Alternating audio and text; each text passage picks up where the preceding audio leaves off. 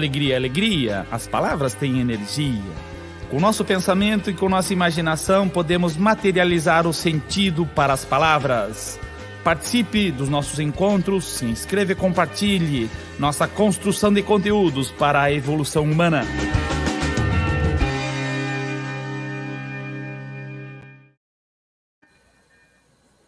Você está no canal certo. Canal de construção, de comunicação e conteúdos para a evolução humana. 3 vezes por semana, hoje, nos encontros da segunda, temos o privilégio de conversar com 3 pessoas, lideranças, professores, interessados e envolvidos com a filosofia. É com muita alegria que nós acolhemos para o nosso encontro a Ana, o Marciano e o José Cristiano.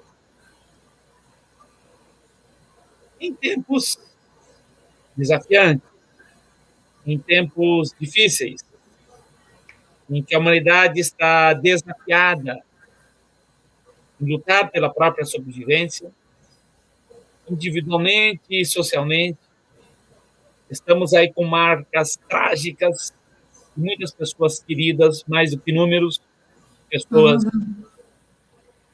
que têm a sua história de vida abregada, pessoas próximas a gente. A gente não pode esquecer disso, porque isso é um desafio para que individualmente a gente se cuide. Sabemos que os cuidados definidos pela ciência são indispensáveis. Sabemos que a imunização pela vacina é a melhor garantia de cuidado. Não é suficiente, mas é necessária e é uma boa garantia. Nós, professores da educação básica, do ensino médio, ensino superior, já fomos imunizados, já tivemos a oportunidade. É importante dizer que, se nós tivéssemos uma seriedade maior na gestão da saúde do nosso país, no Comando Central em especial, nós poderíamos ter um nível total de imunização e estarmos em outra condição. Sabemos também que a ação das pessoas, que a mobilização e a pressão por busca de vacina garantiu pelo menos esse mínimo, né, que hoje nós já temos. Pois então, um encontro é para conversar sobre filosofia. E a filosofia não está desconectada desses temas desafiantes. Especificamente, num pitaco inicial para o nosso encontro, a filosofia, entre as formas de compreensão, é uma postura que se surpreende diante do que aparentemente é óbvio. Por exemplo, semana passada, quando nós retornamos às aulas presenciais com os estudantes, eu perguntei para eles, e daí, durante a pandemia, vocês estavam em sala de aula, entraram em sala de aula? Não. Pois então, e os MIT que nós fizemos? É sala de aula. Isso aqui, se quisermos, numa proporção, é a sala de aula no mundo digital. Não deixa de ser um espaço sem uma caracterização física definida, sem uma localização, mas é um lugar de encontro. Por isso, pode ser caracterizado como uma sala de aula. E quando estamos em 3 professores e um bacharel em filosofia que está prestes a ser professor também, né?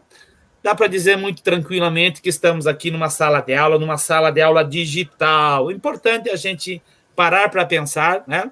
Diferenciar o impacto disso em nossas vidas. Não vou me alongar demais, já vou passar para a primeira rodada com os nossos participantes, né? Para que cada um possa se apresentar, caracterizar o seu lugar de fala e anunciar o conteúdo que quer transmitir em nosso encontro. Podemos começar contigo, professor Marciano.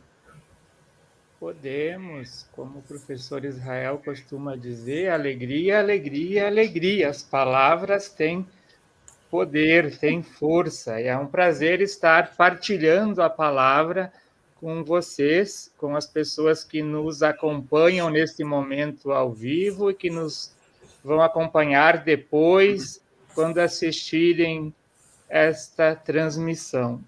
Eu me chamo Marciano Pereira e o meu lugar de fala é a escola.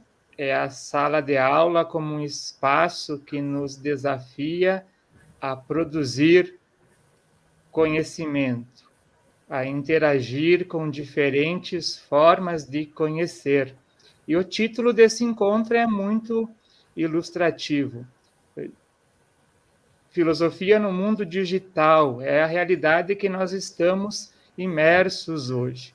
Diálogos além da primeira capa. O diálogo é o que nos constitui como pessoas. De acordo com o Freire, é condição existencial se colocar em diálogo com os outros. E é o que a gente vai fazer também neste encontro. Muito obrigado pela oportunidade, professor Israel, José Cristiano, Ana. Que bom poder contar com a tua participação, querido colega, querido amigo Marciano, para esse encontro, né, de produção de conteúdos. Cristiano, sua vez. Então, boa noite a todos. Primeiramente, agradecer o convite do professor Israel. É um momento importante para que a gente produza conhecimento, para que a gente se reúna para falar de filosofia, para trazer a filosofia para a área central dos debates. Como o professor Israel adiantou, eu sou o José Cristiano, eu sou graduado em filosofia aqui pela Universidade de Passo Fundo. Eu desenvolvo pesquisas nas áreas de filosofia política e educação, especificamente no entorno da temática do trabalho e da classe trabalhadora, e certamente essa temática ela vai surgir nos nossos próximos encontros, nos nossos próximos diálogos, porque é uma temática que eu considero fundamental. E junto com os colegas Marciano e Ana, que hoje dividem as falas aqui conosco, eu integro o projeto de extensão Arqué, é um projeto de criação e experimentação filosófica do curso de filosofia aqui da UPF. Então, mais uma vez, é um prazer participar desse espaço de diálogo, de construção de conteúdo.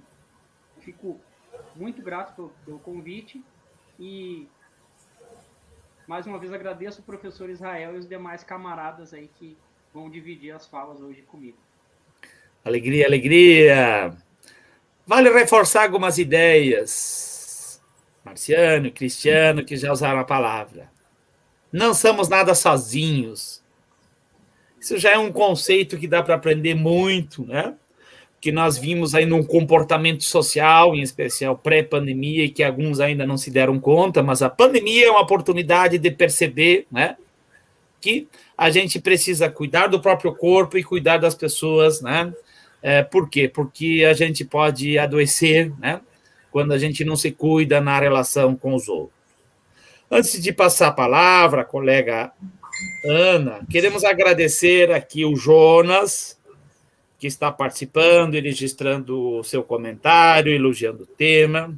O Júnior já esteve aqui nesse espaço em outras oportunidades, né? Doutorando aí, teu colega de estudo na UPF, doutorando em educação, está aqui elogiando, destacando a importância. Fica aqui de público o teu convite para contribuir oportunamente nesses nossos diálogos, né? Obrigado pelo registro e pela participação.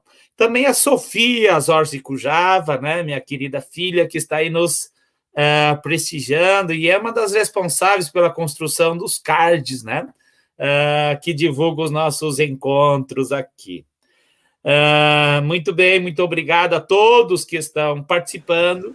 Como eu disse, esse é um canal de construção, estamos nos desafiando, é um grupo de pessoas que ajuda, né, a agendar a organizar esses encontros. Sala de aula é lugar de encontro. E isso que nós estamos tendo agora não deixa de ser uma sala de aula. Sala de aula digital, onde nós temos agora o prazer de nos encontrar com a Ana e ouvi-la, dialogá-la. Por favor, Ana. Alegria, alegria, professor Israel, professor Marciano, José Cristiano, que já chamo de professor também, que já está quase, né, professor. Então, assim, para mim é uma alegria muito grande, né, participar desse debate. Já há alguns anos a gente vinha conversando com algumas colegas, sobre a possibilidade de criar um grupo para discutir filosofia. Então, que bom que a gente está conseguindo organizar esse grupo e fazer um debate com a sociedade também. Eu também sou professora na rede municipal de Passo Fundo, eu trabalho com educação infantil no município desde 2008, eu entrei no concurso em 2010 e como professora de filosofia desde o ano passado. Eu sou natural de Encruzilhada do Sul, eu nasci numa família camponesa e já desde criança eu acompanhei minha mãe nas lutas pela aposentadoria, pelos direitos previdenciários e pelo SUS para as famílias camponesas, principalmente para as mulheres trabalhadoras rurais, mulheres camponesas. Eu tive um tempo de militância no movimento de mulheres camponesas também, e daí, quando eu vim a Passo Fundo, em função do estudo, de trabalho, eu não consegui mais me dedicar com tanto afinco na militância, mas a gente continua com alguns estudos, publicando alguns artigos também sobre o tema de gênero e sobre a questão dos direitos das mulheres. Então, eu vim em Passo Fundo no ano de 2008, porque eu consegui uma bolsa de estudos no IFIB para cursar filosofia.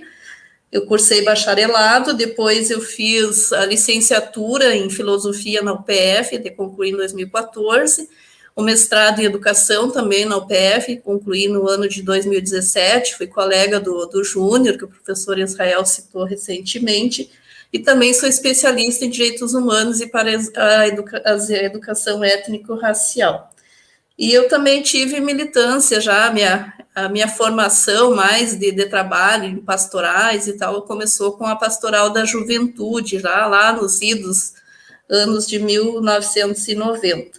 Também participo do grupo de pesquisa GEPES, na UPF, né, que é coordenado pelo professor Altair, e também do projeto de extensão Arqué, que é um projeto mais voltado ao ensino de filosofia.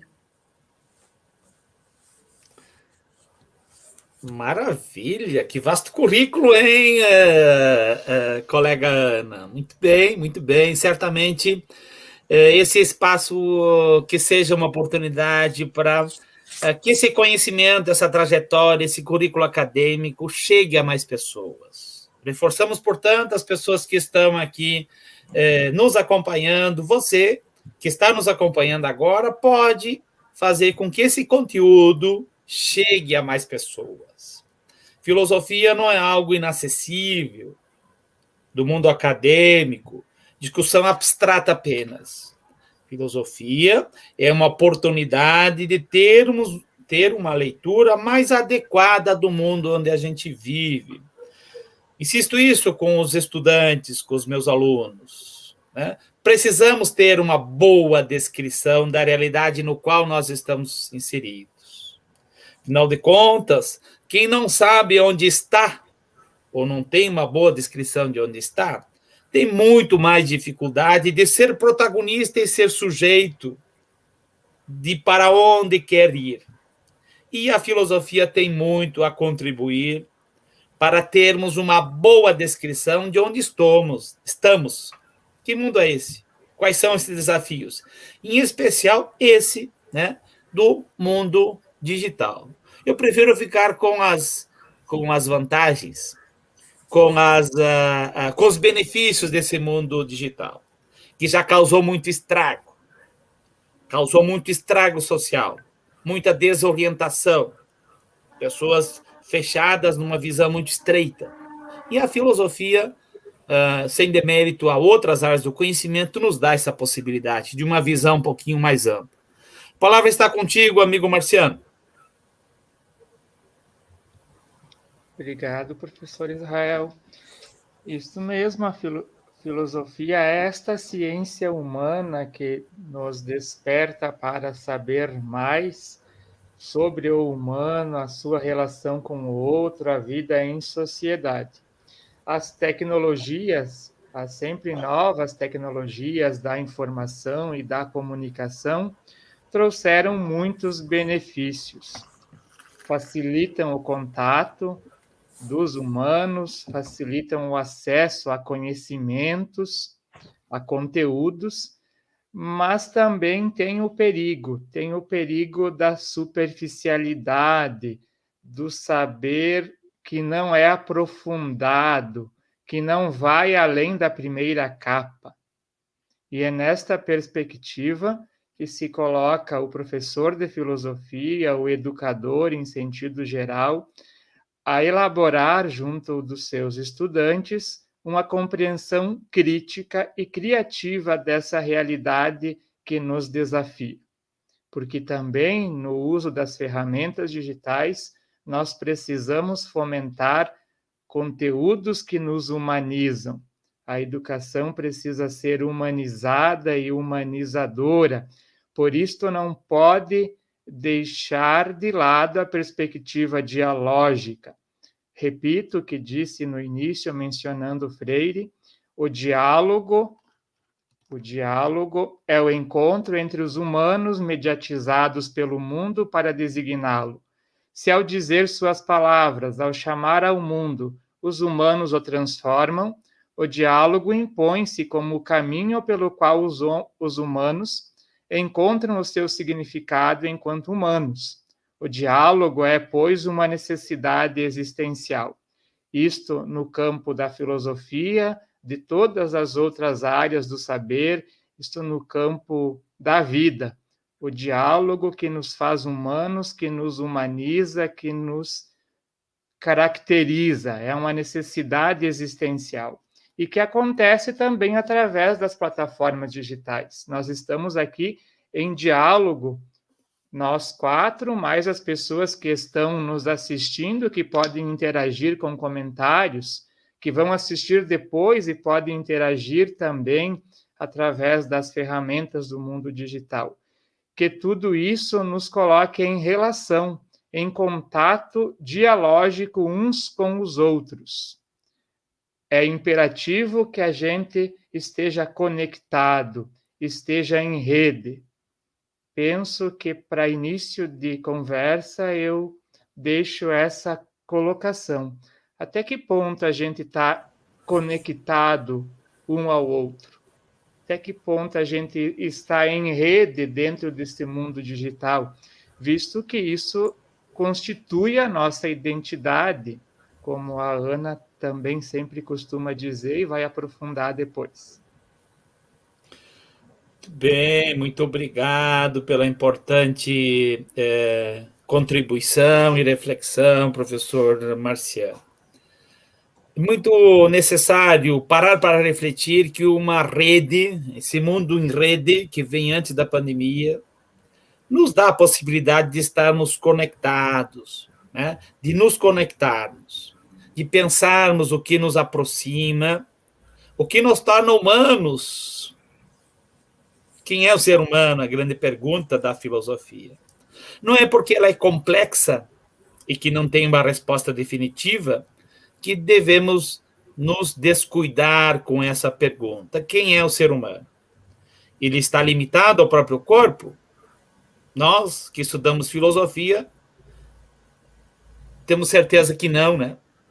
Nossa identidade vai além do próprio corpo, né? Mas eu costumo dizer, e a pandemia reforça isso, nós, para continuar existindo, José, Marciano e Ana, precisamos de uma grande ferramenta que é o nosso próprio corpo.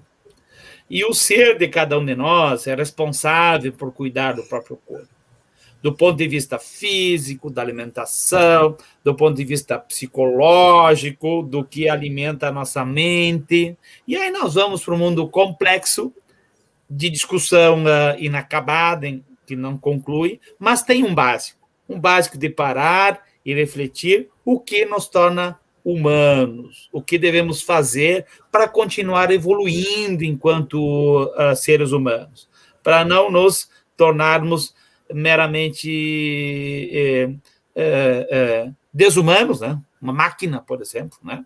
Sem sentimentos. Enfim, não vou me alongar. Antes de passar a palavra aqui para o Cristiano fazer a sua exposição, queremos agradecer o Vandro Fernandes, psicólogo que já esteve aqui nesse espaço, né, que está chegando aqui, nosso amigo professor Mauro Cagliari também, que está nos saudando. Obrigado pela participação, gente.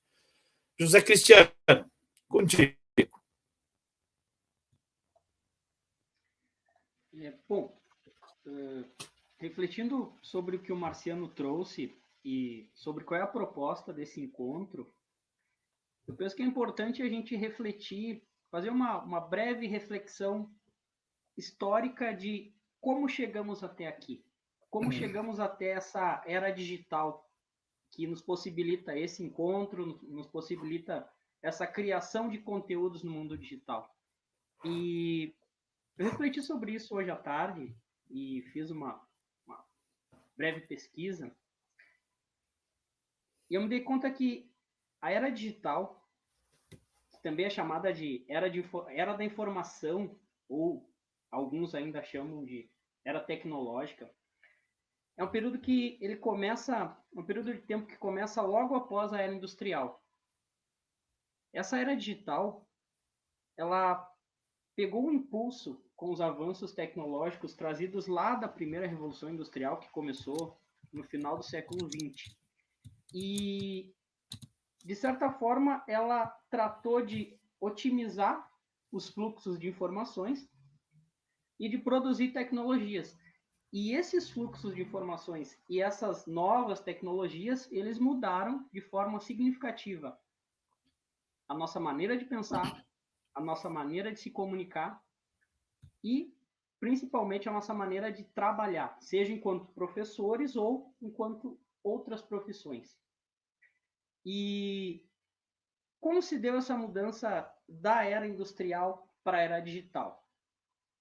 Bom, a primeira Revolução Industrial, que começou na Inglaterra no século XVIII, ela trouxe mudanças significativas para a economia e para a sociedade. Essa primeira Revolução Industrial, ela trouxe ao mundo novas formas de produção, como a invenção da máquina a vapor, por exemplo, que beneficiou amplamente a produção têxtil. Essa era industrial, ela aumentou a quantidade de mercadorias produzidas, aumentou a quantidade de fábricas e principalmente aumentou a quantidade de profissões.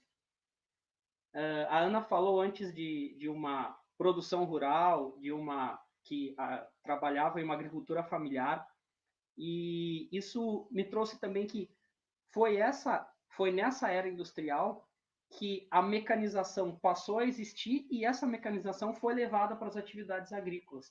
E essa mecanização levada para as atividades agrícolas, ela ajudou no crescimento das cidades, no desenvolvimento de pequenas comunidades.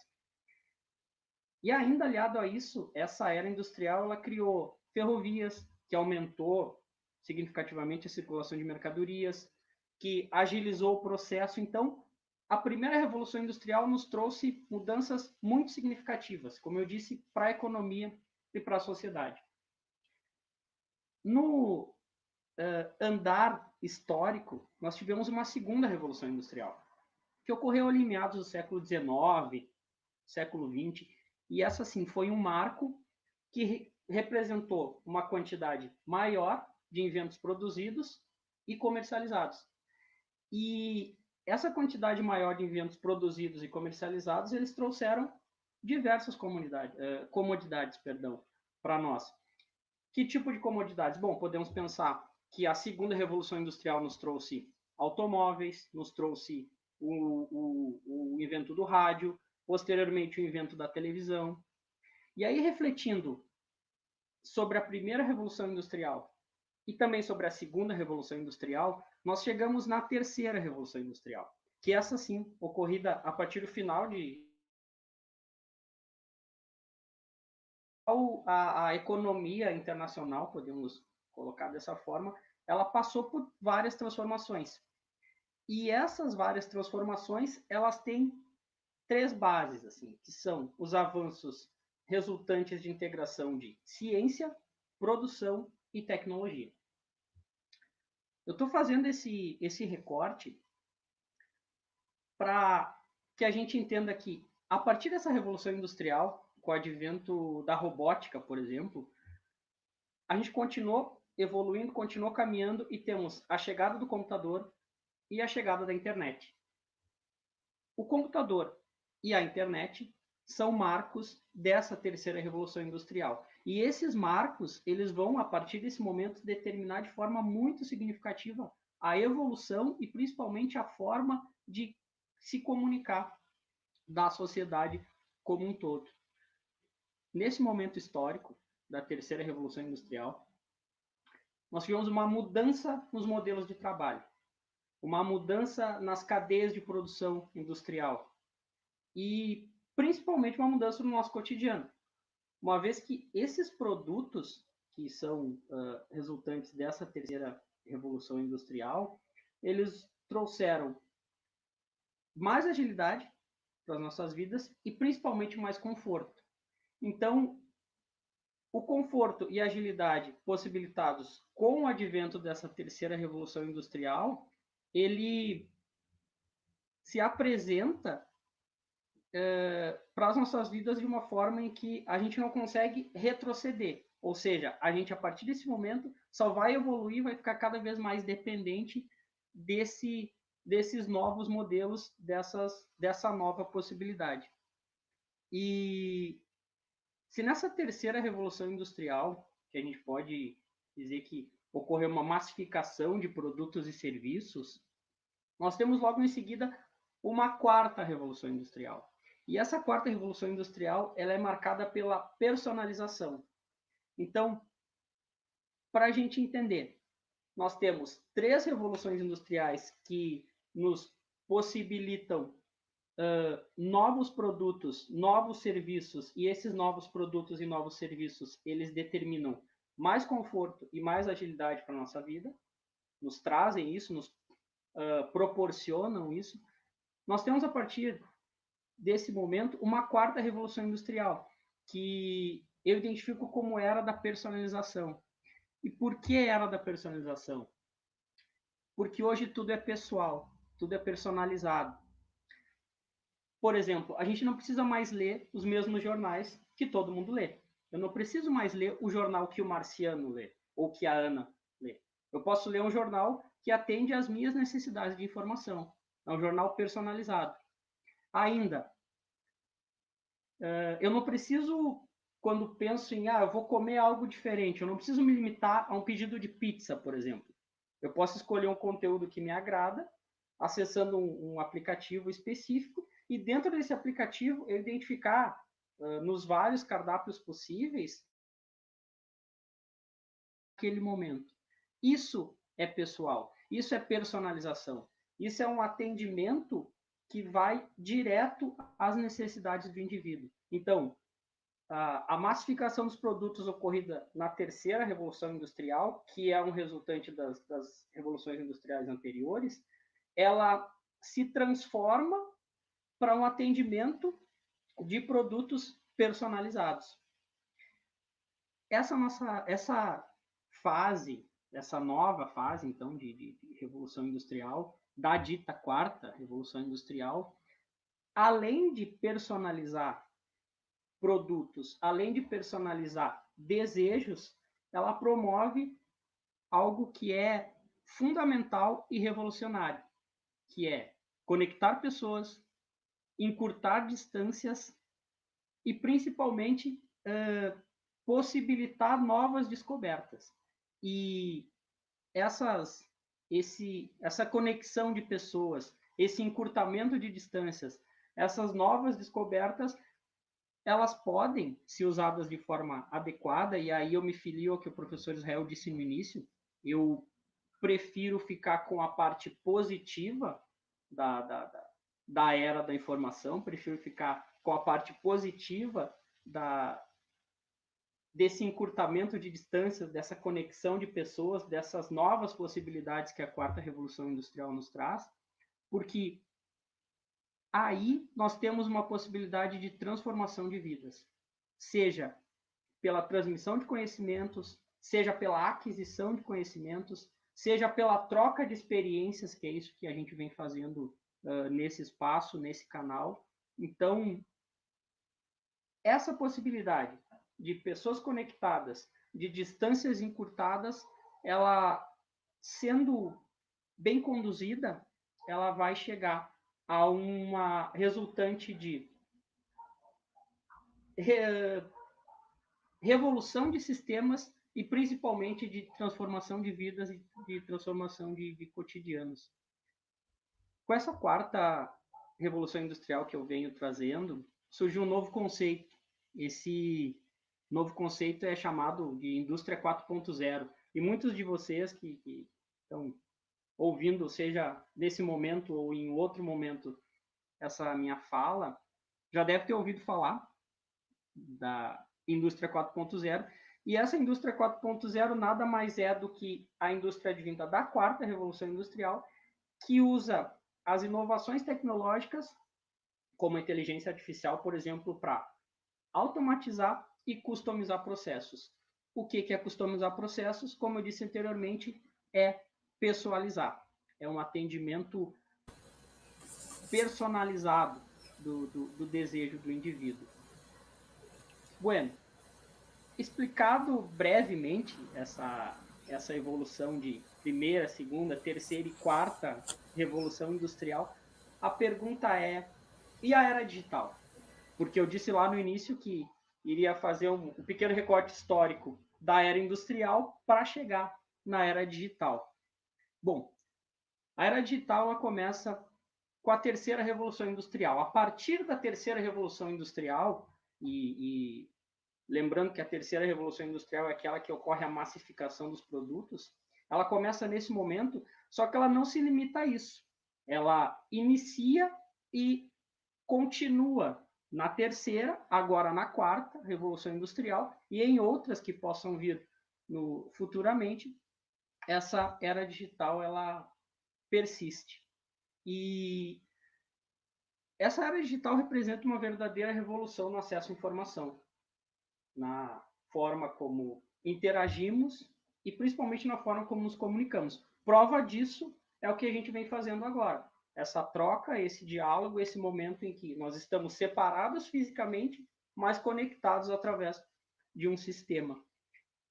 Essa era digital é uma conexão com o mundo literalmente na palma das nossas mãos. Prova disso é o smartphone que a gente usa que possibilita esse tipo de conexão. Então, as breves conclusões que me ocorreram quando pensei especificamente sobre esse assunto e pensando a proposta do canal do professor Israel, é que cabe a nós, professores e demais trabalhadores, aproveitarmos as oportunidades abertas pela Revolução Industrial e aproveitar as oportunidades abertas para poder aderir a essas inovações e, principalmente, acompanhar as mudanças que essas inovações vêm nos trazendo. E essas mudanças, quando eu falo em acompanharmos todas as mudanças, é que essa era digital, além de tornar os processos mais ágeis e eficientes, ela dá uma velocidade de propagação da informação impressionante. Assim. Tanto que esse vídeo ele vai ficar disponível em uma plataforma, vai poder ser visto em um outro momento. Em duas plataformas, professor Israel, muito obrigado. Ele vai poder ser visto em outro momento, compartilhado, vai ter comentários e que a gente vai poder interagir com as pessoas que assistirem esse vídeo. Então, é uma possibilidade incrível de acesso, de troca de informação e, ao mesmo tempo, é uma oportunidade ágil e eficiente. Então, nunca foi tão rápido enviar e receber conteúdos. A gente pode fazer isso 24 horas por dia, se for possível e necessário, quando e onde estivermos. E basta para isso a gente ter uma conexão ativa com a internet e pronto. E um dispositivo, computador ou celular, a gente consegue fazer esse acesso. A gente vai conseguir ter acesso a todo tipo de informação. o impacto dessa transformação é que nós precisamos, né, aprofundar e estamos... Desculpe te interromper, mas pode concluir. Não, perfeito, professor. Exatamente isso. O impacto é que a gente precisa aprofundar. E esse encontro, essa oportunidade que a gente está tendo agora é justamente nesse sentido. É de criar um conteúdo, e um conteúdo que tenha a filosofia como pano de fundo, criar um conteúdo que tenha um impacto, que tenha uma possibilidade de acesso, que consiga permear por vários meios, para que a gente construa conhecimento e faça esse conhecimento, como foi dito no início, sair da academia, faça com que esse conhecimento chegue lá na base para que a filosofia seja possível e acessível, que essa é a grande...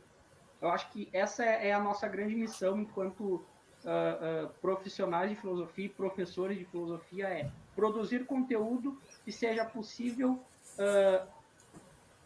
que seja de fácil entendimento e que seja possível de ser replicado e permeado por outras áreas, por outros espaços que não o espaço acadêmico. E só para concluir essa minha primeira intervenção, professor Israel, a era digital também é chamada por alguns de era da produtividade. E por que era da produtividade? Porque ela permite o uso de tecnologias que otimizam... Produtivismo ilimitado, que é um dos lados perversos desse mundo digital. Exatamente. Esse é um dos lados perversos do mundo digital. E a pergunta, então, que eu lanço, uma pergunta para reflexão inicial dos colegas, é: dito tudo isso, fazendo esse breve recorte histórico, trazendo esse período trazendo essas revoluções industriais como eu trouxe, fazendo esse recorte histórico da era industrial, chegando até a quarta revolução industrial, trazendo essa informação de que hoje nós estamos na era digital conectados e que esse mundo permite uma verdadeira revolução no acesso à informação, na forma como interagimos, na forma como nos comunicamos. A pergunta que eu lanço para a reflexão inicial dos colegas é: nós conseguimos viver fora da era digital? Nós conseguimos viver desconectados?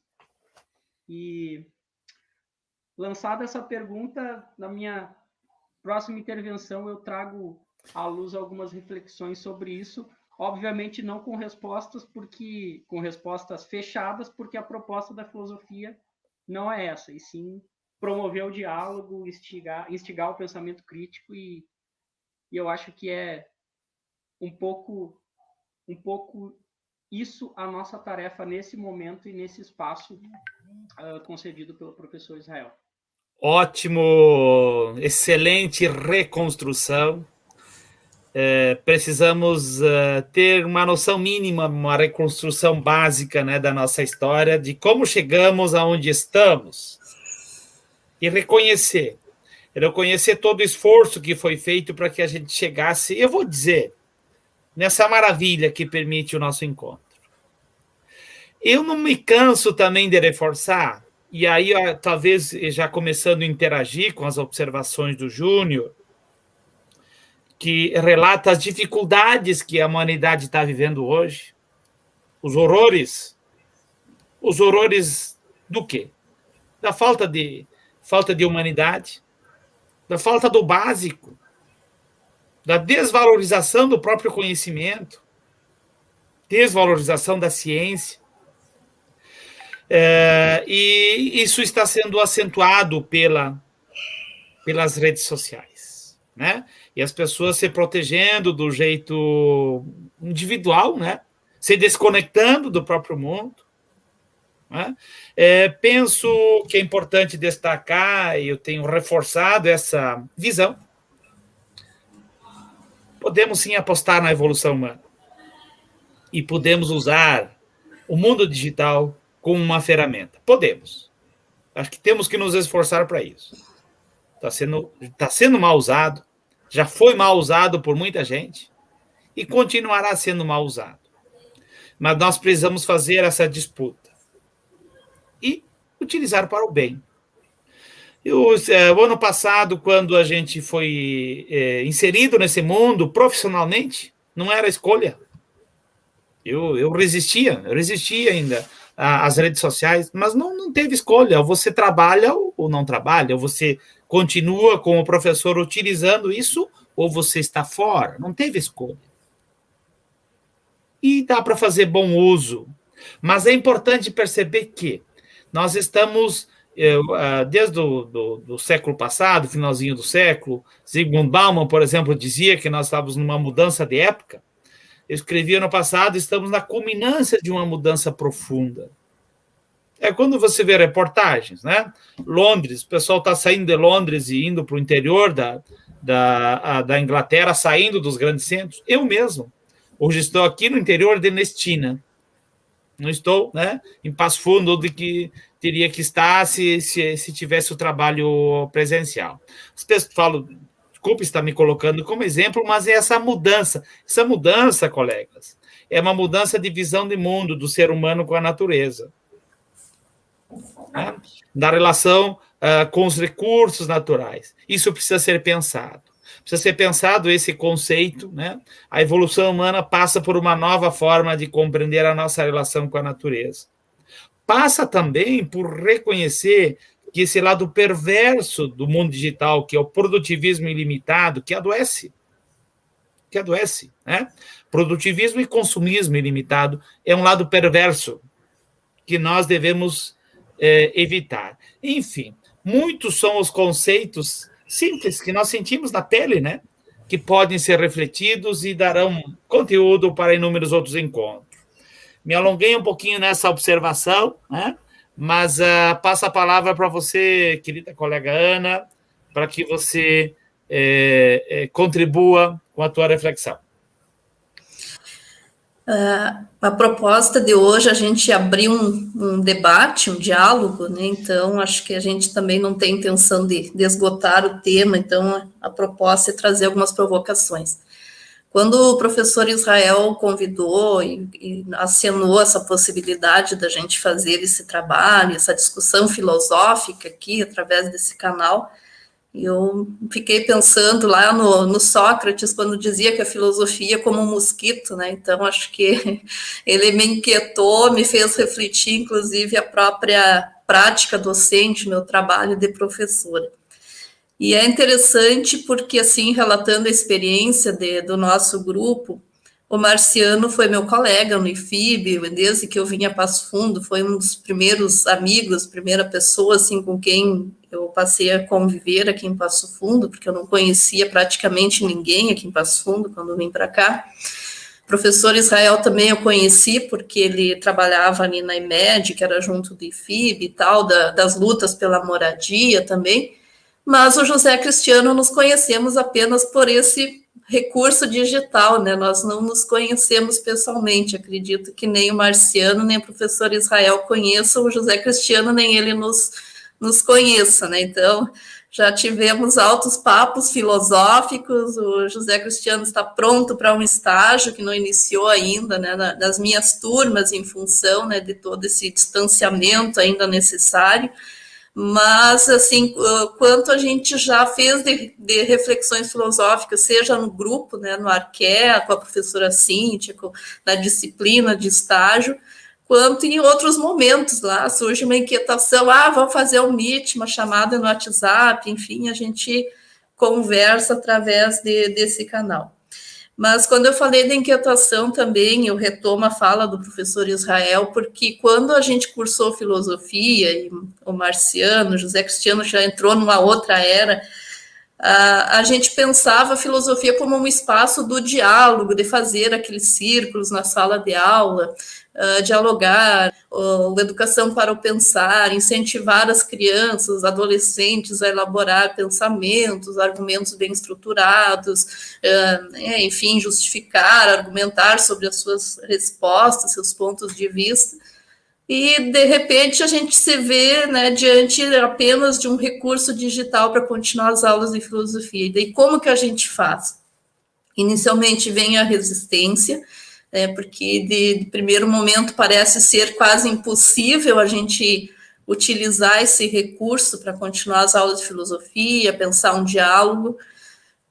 Confesso que é ainda bastante difícil, né, porque quando a gente começou as aulas pelo Meet, até veio uma orientação da possibilidade da gente gravar as aulas, disponibilizar para quem não consegue acessar no horário, e há uma resistência ainda bem grande, principalmente de adolescentes, de abrir câmera, abrir microfone, de participar. Aos poucos, em algumas aulas, a gente consegue ter um diálogo assim mais tranquilo, mas assim a gente percebe ainda que adolescentes usam as redes sociais, esses mecanismos de comunicação, mas para o estudo, para um diálogo filosófico, ainda a gente ainda não conseguiu ainda construir caminhos, consolidar ainda uma prática que fosse ainda eficaz. A gente está ainda fazendo, né, a tentativa, erro e acerto, porque a gente quer chegar, né, a esse momento de conseguir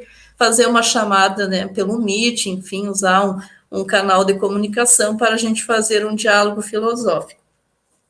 Mas a provocação que eu trago aqui, que seria mais para a gente trazer para o debate e a gente retomar em outras oportunidades, é a categoria que o Jean-Pierre Lebrun ele elaborou no livro A Perversão Comum, Viver Juntos Sem Outro, e ele sintetiza na palavra neo-sujeito. Então, ele diz que esse sujeito que se relaciona pelas redes sociais hoje, né, hoje a gente sabe, nós temos muitos amigos, amigas que a gente até nem conhece pessoalmente, de repente alguém convida, tem interesse, enfim, e entra.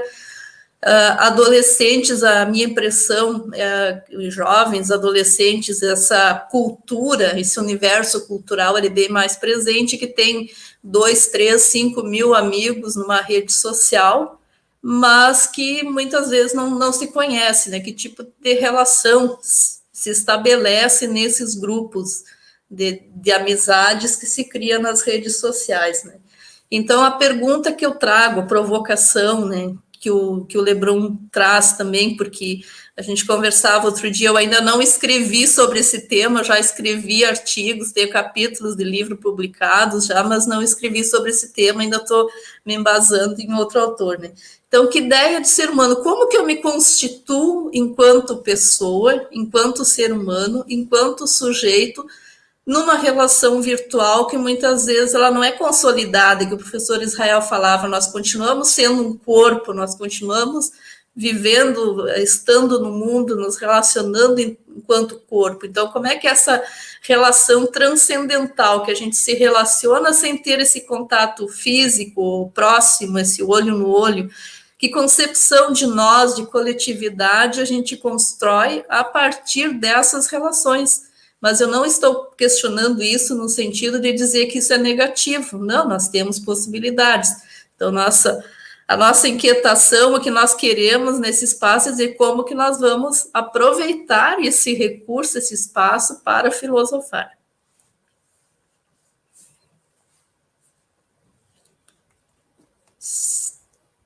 Muito obrigado por essa importante observação. E a contribuição com a construção de conteúdo nesse nosso encontro. Ana Kapczynski. Então, né, o sujeito, né, esse novo sujeito, quais são os desafios, né, para a evolução humana? Eu insisto, né, num termo desse canal, que é construção de conteúdos para evoluir. E aposto, sim, que o mundo digital, essa facilidade de nos encontrarmos, de estarmos distante dos grandes centros e acessarmos conteúdos. Nós já tínhamos, antes da pandemia, profissionais da filosofia, que quem se interessa um pouco da filosofia conhece, né? E perpassa a própria educação, como Mário Sérgio Cortella, como Clóvis de Barros Filho, como Leandro Canal, que tem um trânsito na filosofia que já ocupavam espaços, né, no mundo digital para nos chamar a atenção a determinados conceitos, né, e que a gente pode retomar e aprofundar. Por quê? Porque a filosofia tem essa peculiaridade de tratar tratar de assuntos que são complexos, que não têm uma resposta definitiva. Mas nós podemos ter intenções em comuns. Nós podemos querer, desejar a evolução humana. E se na primeira fala, José Cristiano, você construiu toda, brevemente, né, a história, né, que eu aposto que seja numa perspectiva de evolução, a evolução vai depender da capacidade de nós olharmos para o básico para todos. Alimentação, moradia, acesso à educação de qualidade, né? E não preconceituosa, de desrespeito ao outro. Né? Nós, sim, precisamos pensar por onde passa a evolução. O nosso encontro se estendeu mais do que habitual, não por menos, né? A qualidade dos nossos participantes. Nós vamos fazer uma rodada final para retomar aspectos e interagir com os comentários, que foram muitos, a quem agradecemos, né? E que seja o primeiro de encontros que vão seguir e que organizaremos, né, para tratar desse importante tema, que é o mundo digital, o impacto dele na nossa vida, e além da primeira capa, além da visão superficial, e um pouquinho além, né, mundo digital, o que é isso e qual é o impacto dele em nossas vidas. Marciano, por favor, a palavra está contigo para as tuas considerações, ênfase no conteúdo, na mensagem que você quer deixar aqui nesse canal. Obrigado, professor Israel, colegas. Vocês trazem questões de grande pertinência para a gente seguir refletindo e seguir pensando o uso que faz deste mundo digital a nova ágora de nossos dias. Agradeço a participação dos que estavam nos acompanhando e quero dizer que compartilho da indagação do amigo Júnior. Será que o Humberto Eco, lá em 2015, quando disse que as redes sociais deram voz a uma legião de imbecis, estava certo? Antes de termos esta revolução da qual o José Cristiano falou, os imbecis ficavam restritos ao bar, a uma escrita em um jornal que demorava mais para chegar, e hoje eles estão na rede, no Facebook, no WhatsApp, nas diferentes redes de comunicação e informação.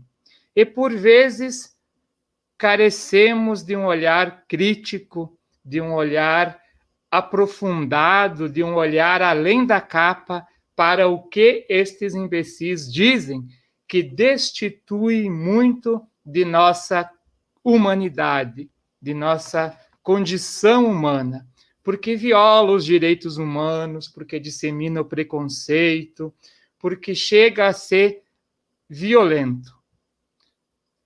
Neste sentido, também, a Ana trouxe presente uma questão muito importante sobre a constituição do sujeito no espaço digital, virtual.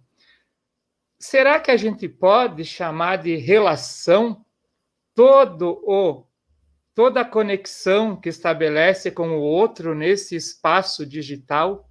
O que caracteriza mesmo a relação humana?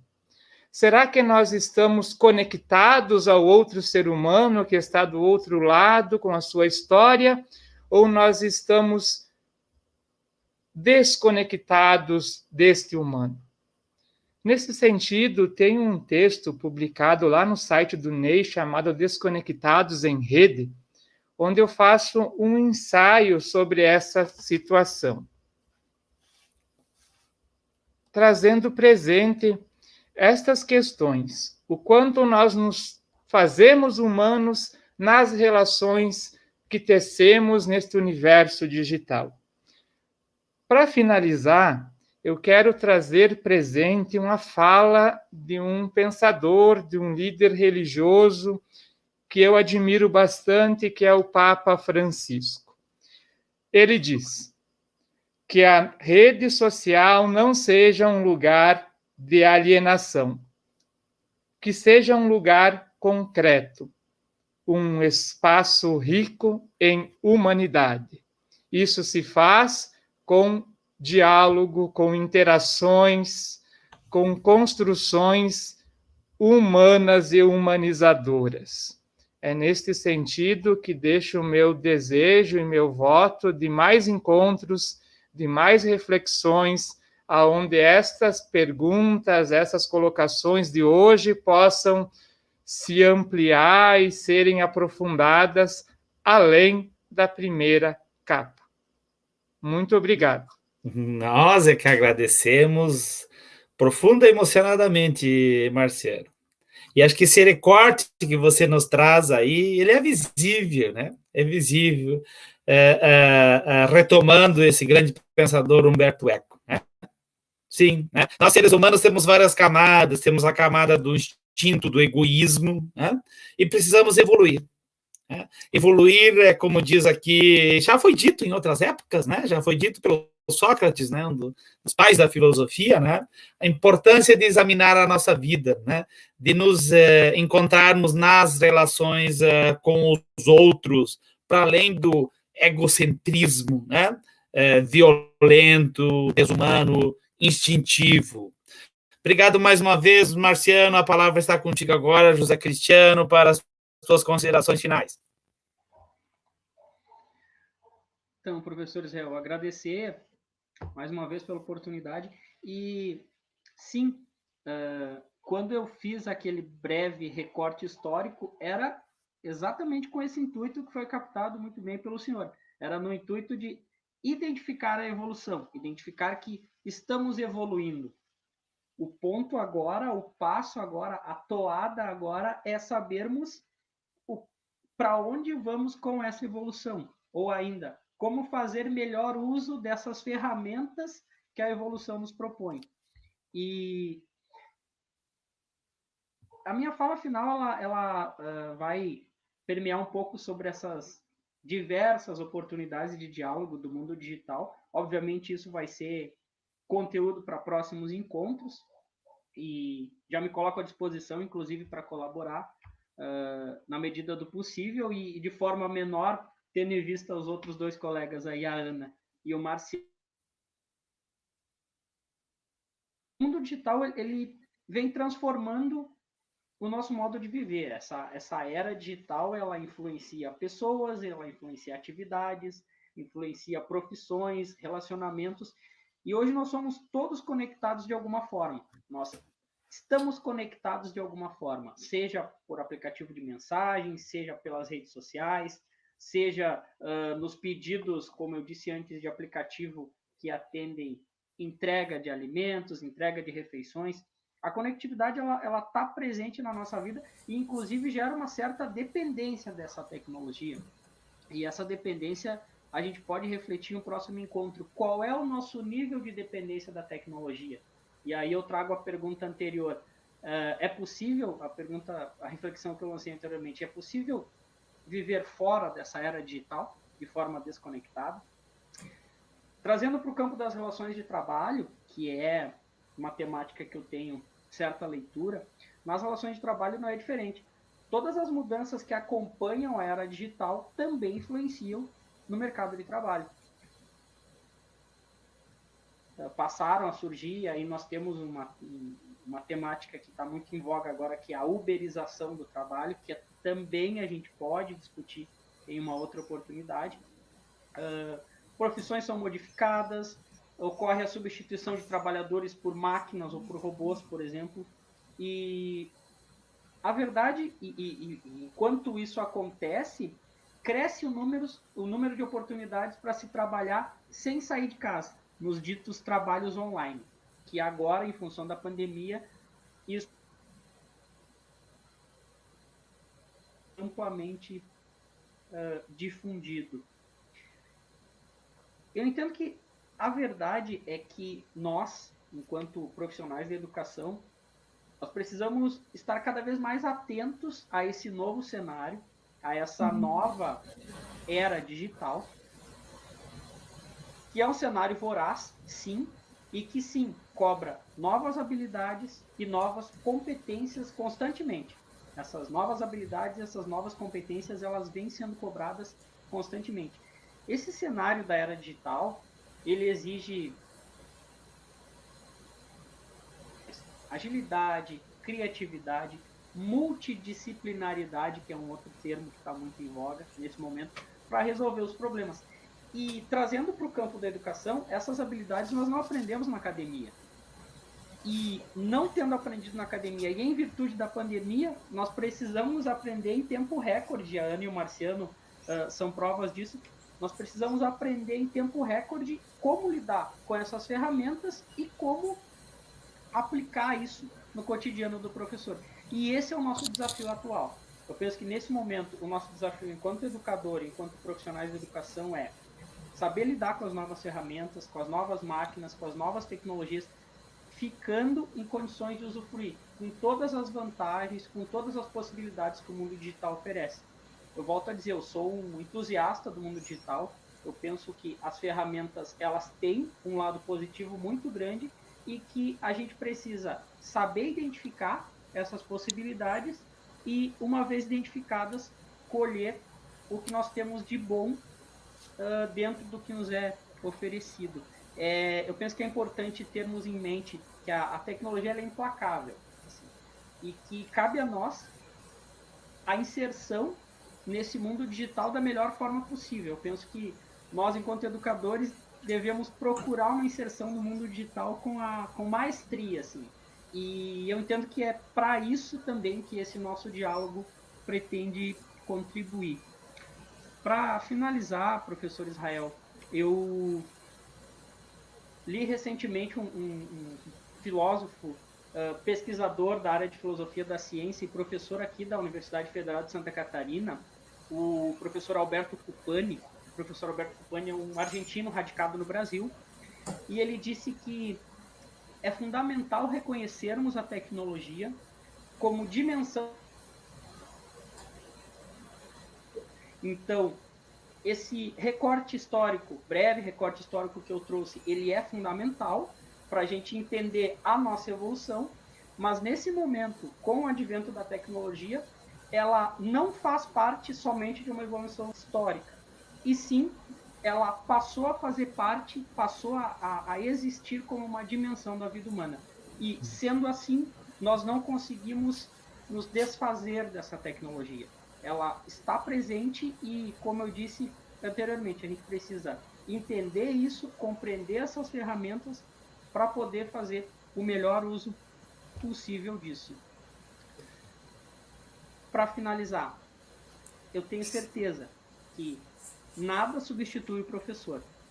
Entretanto, a tecnologia veio para ficar e nós, enquanto educadores, precisamos dominar esse processo e, mais uma vez, fazer o melhor uso possível dessas ferramentas e do mundo digital, sempre buscando uma evolução humana, sempre buscando a transmissão de conhecimentos para a evolução humana, como muito bem nos traz o professor Israel.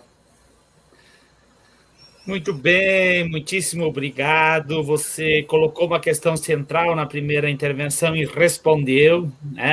Também, eu costumo dizer, não estamos fora do sistema, desse sistema digital. Quer ver como a gente vai usar, em que medida a gente quer usar. Importante ficar conectado com a natureza, sem internet por algum tempo, por exemplo.